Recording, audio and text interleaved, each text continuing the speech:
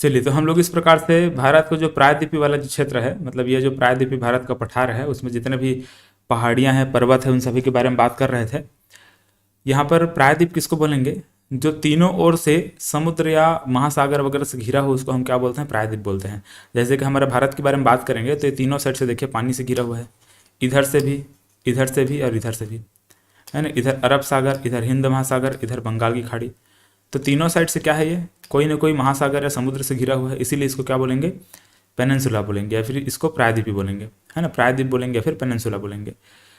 चलिए, तो यहाँ पर हम लोगों ने पश्चिमी घाट देखा था इस साइड में, और इधर ये पूर्वी घाट था, है ना। पश्चिमी घाट कंटिन्यूअस है, इस प्रकार से सतत है ये, जबकि पूर्वी घाट क्या है? डिसकंटिन्यूअस है, बीच बीच में टूटा फूटा है, इस प्रकार से बीच बीच में क्या है? कटा हुआ है वो। क्योंकि यहाँ पर बहुत सारी नदियाँ मतलब बहुत सारी नदियाँ यहाँ पर बहती हैं। जैसे इधर हम लोग देखने वाले हैं, ऐसे गोदावरी नदी देखेंगे, है ना। इधर और देखने वाले हैं जैसे कि कृष्णा नदी देखेंगे ऐसे। तो ये गोदावरी नदी, कृष्णा नदी, यहाँ पर महानदी है। तो इन नदियों के द्वारा ये जो पूर्वी घाट है इसको बीच बीच से काट दिया गया है ना। नदियाँ क्या कर दी हैं? बीच बीच से काट दी हैं, और इसका ढलान भी इधर ही है, इसीलिए नदियाँ इधर बहती हैं, ऐसा टाइप का है।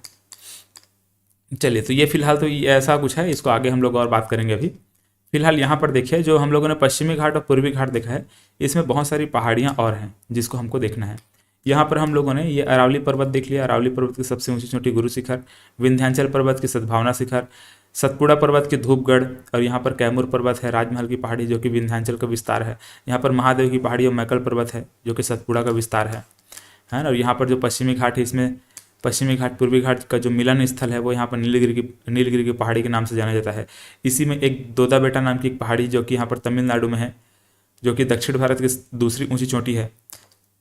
इसके नीचे आते तो अन्नामलाई की पहाड़ी है। अन्नामलाई में एक अनाईमुड़ी नाम की ऊंची चोटी है जो कि दक्षिण भारत की सबसे ऊंची चोटी है, ठीक है। 2695 इसकी ऊंचाई है। और सबसे साउथ में क्या है?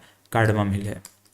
अब इसके आगे थोड़ा सा और बढ़ते हैं तो हमको यहाँ पर एक और पहाड़ी देखने को मिलता है, ठीक इस प्रकार से। इसको बोलते हैं पालनी की पहाड़ी, ठीक, इसको बोलते हैं पालनी की पहाड़ी,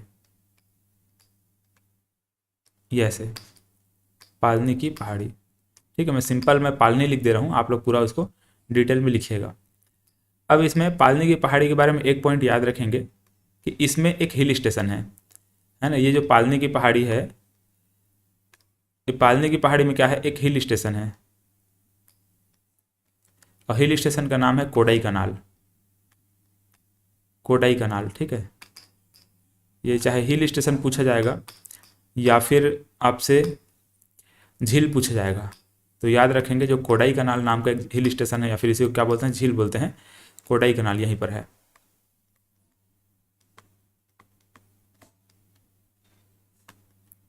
कोडाई कनाल ये हिल स्टेशन है।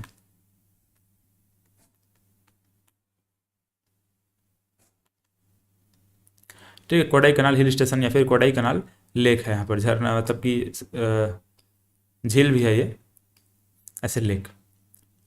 तो पालनी की पहाड़ी में इसको याद रखना है आपको। चलो अगला यहाँ पर देखते हैं।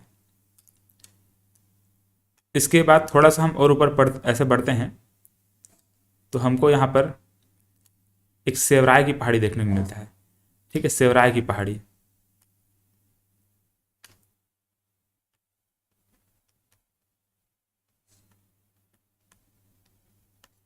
ठीक है। सेवराय की पहाड़ी के नाम से यहाँ पर एक पहाड़ी है, ऐसे। और थोड़ा ऊपर बढ़ते हैं तो यही तमिलनाडु में, इस वाले क्षेत्र में, ठीक है, तमिलनाडु में, ध्यान में रखेंगे सबसे ऊपर में इस प्रकार से यहाँ पर है। यह है जवादी की पहाड़ी, जवादी,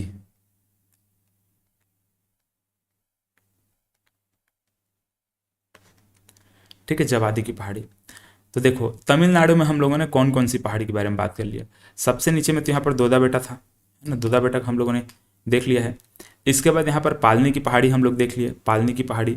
फिर यहाँ पर सेवराय की पहाड़ी देख लिए, फिर यहाँ पर जवादी की पहाड़ी देख लिए, ठीक है। तो पालनी की पहाड़ी, उसके बाद सेवराय की पहाड़ी, उसके बाद जवादी की पहाड़ी, ठीक है। एक और पहाड़ी है जिसको पंचामलाई और सिरुमलाई के नाम से जाना जाता है। पंचामलाई या सिरुमलाई की पहाड़ी ऐसा टाइप है, लेकिन उतना भी उसको लिखने की जरूरत नहीं है, वो उतना इंपॉर्टेंट नहीं है, ठीक है। चाहे तो उसको छोड़ दीजिए। चलिए, तो इस प्रकार से पालने की पहाड़ी, शिवराय की पहाड़ी और जवादी की पहाड़ी है, 3 पहाड़ी जो कि तमिलनाडु में है, याद रखेंगे। तीनों के तीनों बहुत इंपॉर्टेंट, ठीक है। इसके बाद यहाँ पर हम पहुँच जाते हैं कहाँ, यहाँ आंध्र प्रदेश में। तब आंध्र प्रदेश में कौन कौन सी पहाड़ी, देखिए यहाँ पर मैं पूर्वी घाट को मिटा दे रहा हूँ, इसको मिटा रहा हूँ, ये ऐसे। देखिए अब यहाँ पर क्या क्या है, तो नीचे में इस प्रकार से सबसे पहले यहाँ पर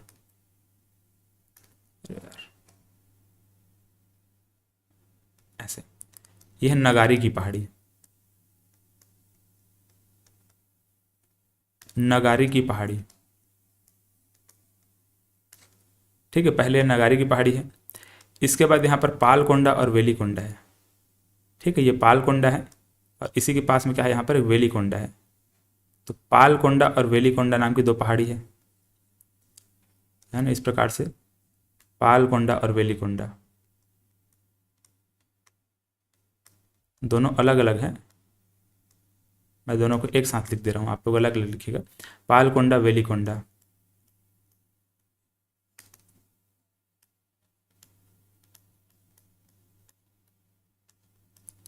पालकोंडा और वेलीकोंडा। इसके बाद और ऊपर जाएंगे इस प्रकार से, तो यहाँ पर एक मिलता है नल्ला मलाई की पहाड़ी, नल्ला मलाई की पहाड़ी,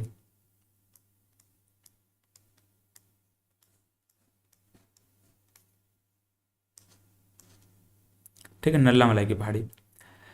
और ऊपर थोड़ा इस प्रकार से बढ़ते हैं तो ये वाले क्षेत्र में, इसी आंध्र प्रदेश में हमको झिंदगढ़ देखने को मिलता है, ठीक है, झिंदगढ़, झिंदगढ़, इसको मैं ऐसे लिख दे रहा हूँ, ठीक है, झिंदगढ़।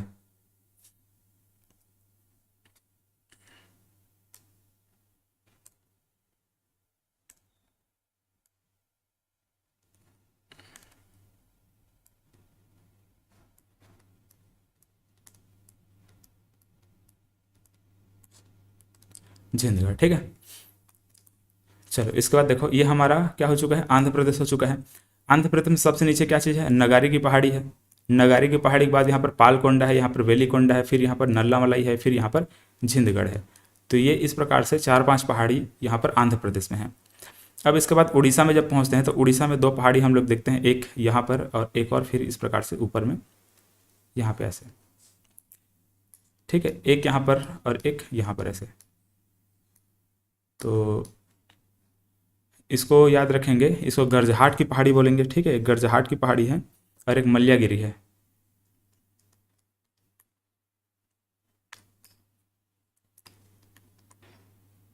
ये गर्जहाट है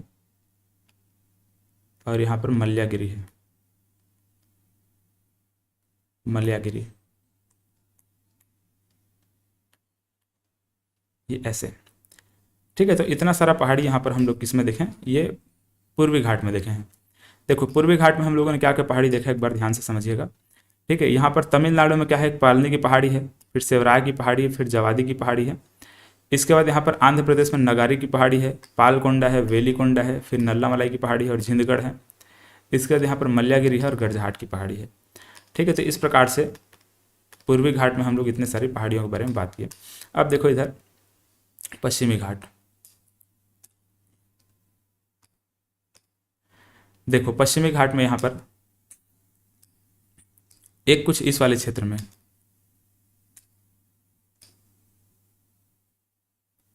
ये नासिक वाले क्षेत्र में, नासिक वाले क्षेत्र में एक त्र्यंबक की पहाड़ी है, त्र्यंबकेश्वर की पहाड़ी। अच्छा यहाँ पर एक काम करिए, पहले देखो इस वाले क्षेत्र में पहले तो मुंबई को बनाइए, है ना, इस वाले पॉइंट पर कहीं मुंबई है, ठीक है, यहाँ पर मुंबई है।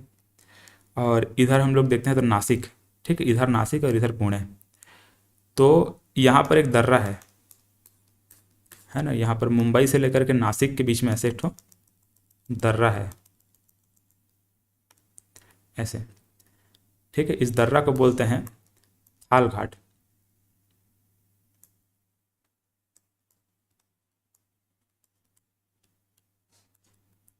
ठीक है, इसको बोलते हैं थाल घाट।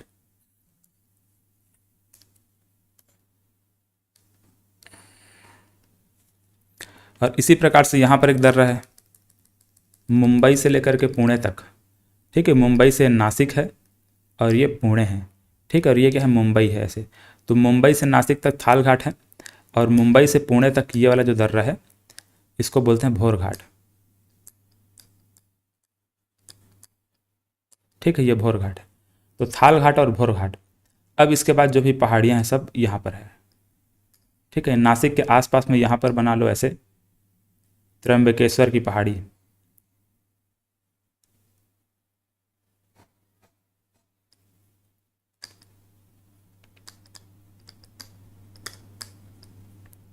त्र्यंबकेश्वर, ठीक है, त्र्यंबकेश्वर की पहाड़ी। इसी त्र्यंबकेश्वर की पहाड़ी से हम लोग गोदावरी नदी देखते हैं। इस प्रकार से गोदावरी नदी निकलती है, इधर से बहती है गोदावरी नदी।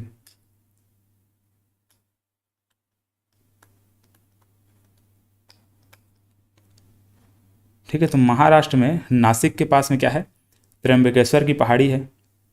इसी त्र्यंबकेश्वर की पहाड़ी से यहाँ पर गोदावरी नदी का उद्गम होता है, गोदावरी नदी।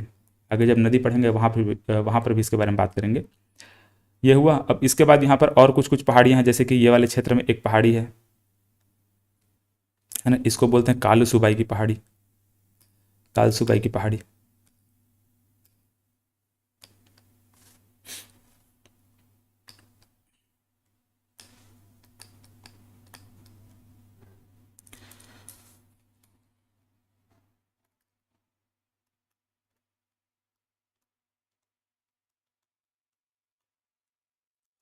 ठीक है, काल सुबाई की पहाड़ी इसको बोलते हैं।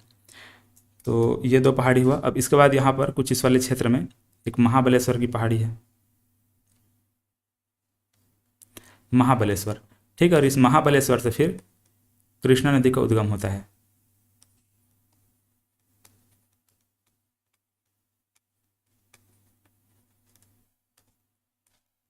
ठीक है, महाबलेश्वर, यहाँ से कृष्णा नदी का उद्गम होता है ऐसे, कृष्णा नदी है ये।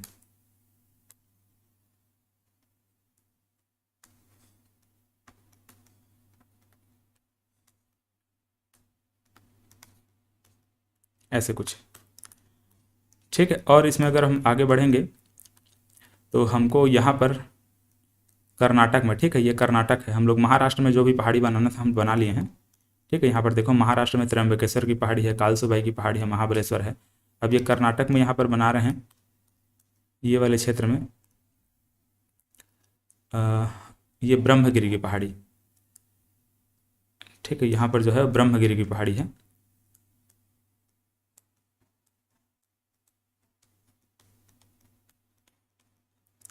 ब्रह्मगिरी की पहाड़ी, इस ब्रह्मगिरी की पहाड़ी से ऐसे यहाँ पर कृष्णा नदी का उद्गम होता है, ठीक है, कृष्णा नदी का उद्गम होता है इस प्रकार से इधर, सॉरी कृष्णा नहीं, कावेरी नदी का।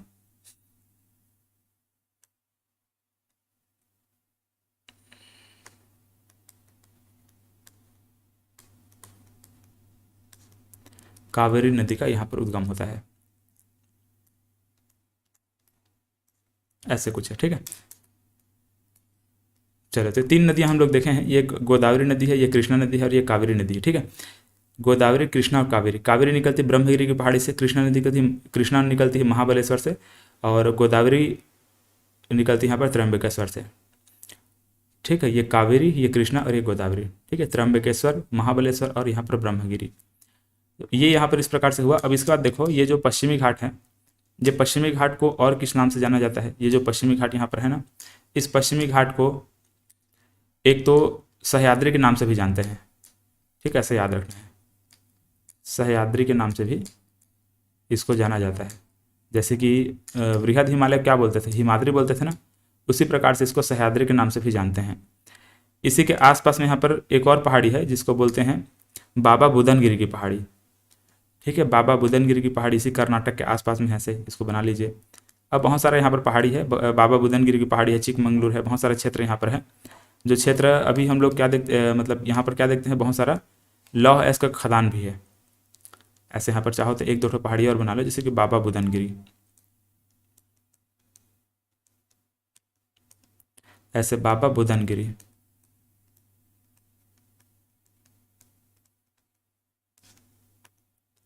ठीक, कुछ इस प्रकार से ये है। चलिए, तो ये हम लोगों ने ये पश्चिमी घाट को भी कंप्लीट कर लिया। ये पश्चिमी घाट इस प्रकार से हो गया है। ठीक है, तो पूर्वी घाट और पश्चिमी घाट इस प्रकार से ये कंप्लीट हुआ। अब देखो इधर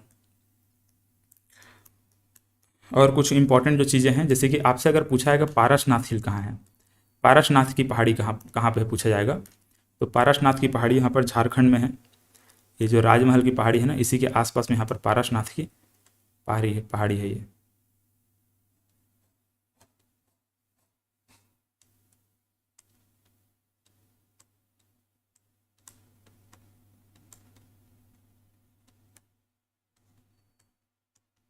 ठीक है, पारसनाथ की पहाड़ी है। चलिए, अब इसके बाद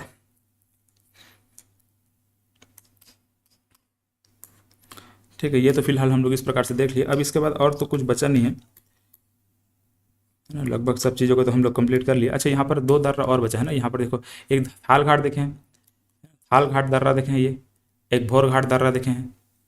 ये दर्रा है, दर्रा मतलब पास होता है ना, यहाँ पर पूरा लिख लीजिए आप लोग, है ना, दर्रा मतलब पास होता है।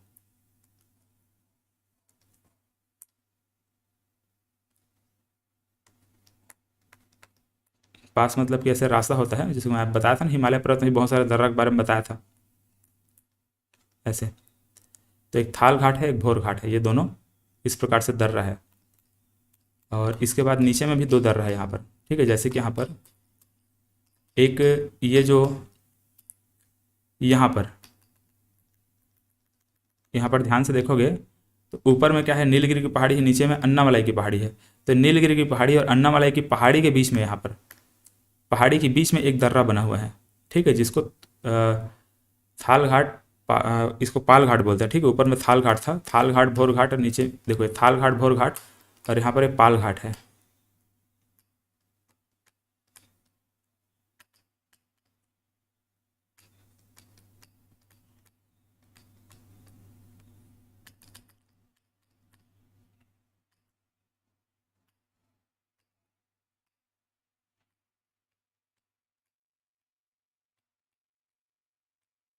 ऐसे पाल घाट, और एक और दर्रा है यहाँ पर ऐसे। ठीक है, यहाँ पर ये सैन्य कोट्टा इसको बोला जाता है, सैन्य कोट्टा, सैन्य कोट्टा नाम का दर्रा है। तो देखो ये जो थाल घाट है, इसको आप चाहें तो याद रख लीजिए, वरना उतना इंपॉर्टेंट नहीं है। जो थाल घाट है वो कोच्चि को चेन्नई से जोड़, सॉरी, ये जो पाल घाट है, ये जो पाल घाट है कोच्चि को चेन्नई से जोड़ता है। ठीक, इधर केरल में कोच्चि है और इधर तमिलनाडु में इधर चेन्नई है। तो कोच्चि को चेन्नई से जोड़ने का काम करता है पाल घाट, और इसी प्रकार से तिरुवनंतपुरम को मदुरई से जोड़ने का काम करता है। ठीक, इधर तिरुवनंतपुरम है और यहाँ पर तमिलनाडु में मदुरई है। तो तिरुवनंतपुरम को मदुरई से जोड़ने का काम करता है सैन्यकोट्टा। ठीक है, तो यहाँ पर पाल घाट और ये सैन्यकोट्टा। अब यहाँ पर ध्यान से देखेंगे तो ये नीलगिरी की पहाड़ी और यहाँ पर अन्नामलाई की पहाड़ी को अलग करने का काम कर रहा है पाल घाट। इसी प्रकार से यहाँ पर ये जो अन्नामलाई की पहाड़ी, इसको कार्डमम हिल से अलग करने का काम कर रहा है सैन्यकोट्टा। ठीक है, तो इस प्रकार से दो दर्रा हम लोगों ने यहाँ पर भी देख लिया। अब यहाँ पर ध्यान में रखेंगे एक चीज़ और, एक तो यहाँ पर ये जो हम लोगों ने इस वाले क्षेत्र में पहाड़ी देखते हैं, दो तीन पहाड़ी मैं आपको बताया था, क्या क्या बताया था, गारो खासी जयंतिया, ये इसी प्रायद्वीपी पठार का हिस्सा है ना, इसको आपको दिमाग में रखना है। ये गारो खासी जयंतिया क्या चीज़ है, इस प्रायद्वीपी भारत के पठार का हिस्सा है। इसको आपको हिमालय पर्वत में हालांकि मैं समझा दिया था, लेकिन यहाँ पर इसका हिस्सा आपको लेना है। ठीक है, यहाँ पर एक गारो था,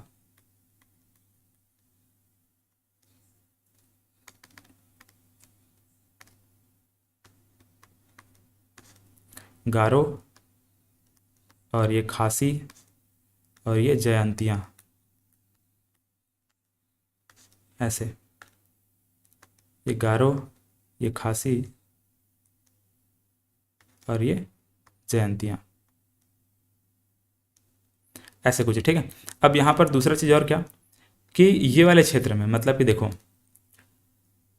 इधर आप देखोगे ध्यान से तो ये पूरा प्रायद्वीपीय भारत का पठार है। इधर हम लोग देखते हैं तो छोटा नागपुर का पठार यहाँ पर आता है, छोटा नागपुर का पठार, और इधर देखते हैं तो शिलांग का पठार, ये वाले क्षेत्र में क्या है, शिलांग का पठार है। तो ये बीच में एक गैप बन चुका है ना, इधर पठार, इधर पठार, इधर पहाड़ी, बीच में क्या है, एक गैप है यहाँ पर। इसको मालदा गैप के नाम से जानते हैं।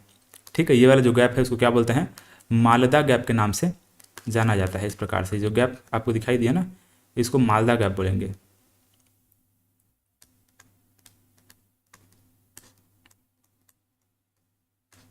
ऐसे मालदा गैप। चलो तो इसको भी ध्यान में रखना है आपको।